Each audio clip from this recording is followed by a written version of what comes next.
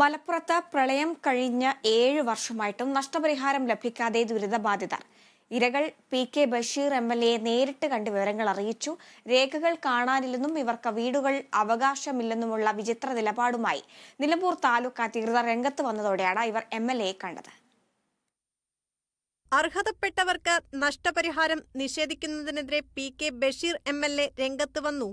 Revenue വകുപ്പിനും geology വകുപ്പിനുമെതിരെ രൂക്ഷ വിമർശനമാണ് MLA നടത്തിയത്.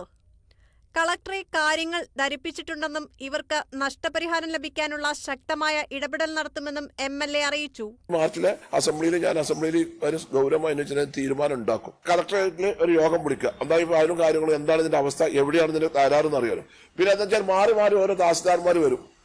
അവർക്ക് ഓരോരുത്തർ നമുക്കങ്ങനെ ആഴ്ചക്ക് ആൾ മാറുന്നതിനനുസരിച്ച് ഇവന് ഈ ഫയൽ എടുത്ത് കൊടുക്കാൻ കഴിയും. അതിന് ബന്ധപ്പെട്ട സെക്ഷനിലുണ്ട് അതിന്റെ തകരാറുകൾ. മാർച്ച് 6 മുൻപ് കളക്ടറേറ്റിൽ വീട് നഷ്ടപ്പെട്ടവരെ അടക്കം ഉൾപ്പെടുത്തി യോഗം ചേരും. നിയമസഭയിൽ അടിയന്തരമായി ഈ വിഷയം അവതരിപ്പിക്കുമെന്നും ബഷീർ എം.എൽ.എ പറഞ്ഞു.